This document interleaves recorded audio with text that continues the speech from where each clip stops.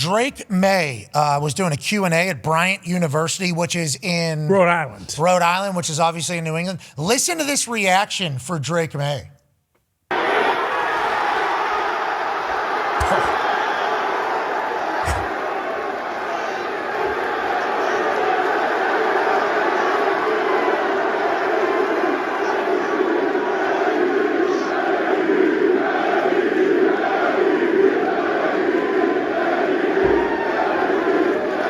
That's fucking sick. Let's go to Connor. I mean, Drake's new king of New England. Oh, yeah. Alongside Tatum, obviously, and all the boys for the Celtics. Feels like this is the next generation of sports stars up there. And shout out to having the perfect guy. Feels like he's humble. He can handle it. This isn't something that is going to change the way he operates. And all he's doing is getting better and better. I love that you guys are all the way on board from beginning and bottom of the Revolution region all the way to the top. Is this kind of what you were sensing from the beginning of the Drake Maye era? Yeah, it's incredible. I mean, definitely didn't think it happened this quick, but that goes back to Mike Vrabel. And, you know, you mentioned Tatum, Joe Mazzulla. Like, the leaders of all the four main, franchises, Alex Cora, the Red Sox. I mean, Marco Sturm for the Bruins. The Bruins are actually outperforming how everyone thought they were going to do. Like, the head coaches at all these stops is kind of my whole entire thing, is why I think everyone's very confident in the sustained success because, Drake Maye, hopefully he plays for 20 years, and hopefully Mike Vrabel's his head coach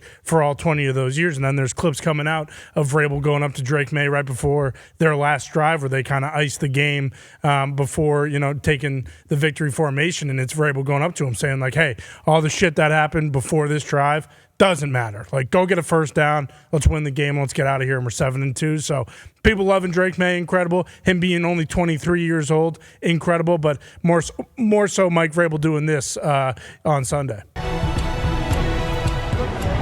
One drive. So everything that's happened doesn't matter. We're going to need one drive to win the game.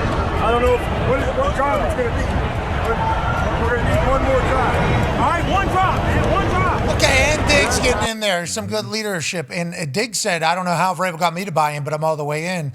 But buying in, obviously a big deal. Leadership, a big deal. But Drake Maye being the right guy for it all seems like a perfect fit. Awesome. And you saw it from whenever you golfed one round with him. After Clyde Christensen, who's former Indianapolis Colts coach, right? Who's been around a long time, Peyton, Andrew, Tom, you name it. He was at North Carolina. It's his alma mater. I believe he was going back there because family to live closer after a life of coaching the NFL. And he told us when Drake Maye was coming out, this is the guy. He's Peyton, right? But he's also very athletic. I mean, he led us in rushing, right? I mean, you're talking about everything that's right about a quarterback. This guy, he's youngest brother. Got older brothers, very competitive. He's not the only successful guy. He's been there.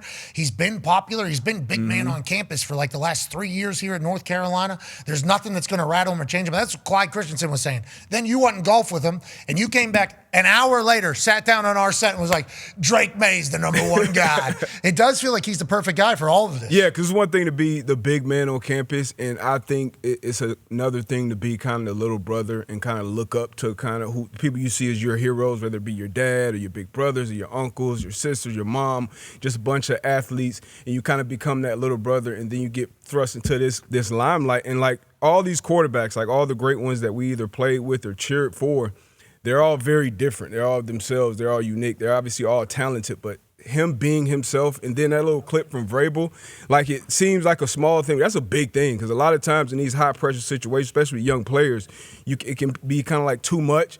And a lot of times it's the coaches on the sideline that make it worse. They're panicking or they're trying to get – so just to have a head coach come over there and say, hey, I trust you, settle it down, whatever happened.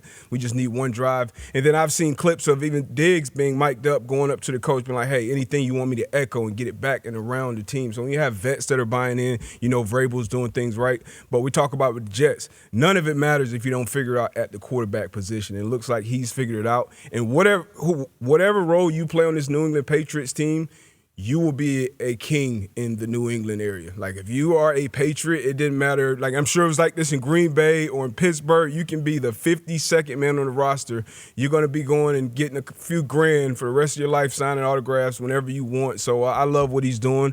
And obviously, they're used to championships up there, and they look like they have the right pieces in place to go and get another one. Yeah, you become a made man in Pittsburgh as well. Oh, yeah. That's why the 2005 team going back to Pittsburgh this weekend was such a big deal, I think, and an influence on the current team. But New England has had so much success, and just getting a chance to relive that through Drake Maye has to be special. What are they calling him? I saw it on the internet. I really wish I kind of thought of it first, but mobile Matt Stafford, and it's basically to a T. I mean, AQ brought up one of his throws against the Saints where he's stepping up off the wrong foot, just a little flick touchdown, and I'll tell you what, it looked a lot like Matt Stafford. Drake Maye passes Patrick Mahomes for longest streak of games, a 200-plus pass yards and 100-plus passer rating by a player under the age of 24. He's under 24 still. Oh, yeah. 8 of them straight, and they're only rolling. AJ, what do you think about the culture that Vrabel's setting? Are the Patriots for real? The Patriots are for real. Drake Maye's number 2 in the MVP odds right now. Still playing the Jets twice. Jeez, yeah. I mean,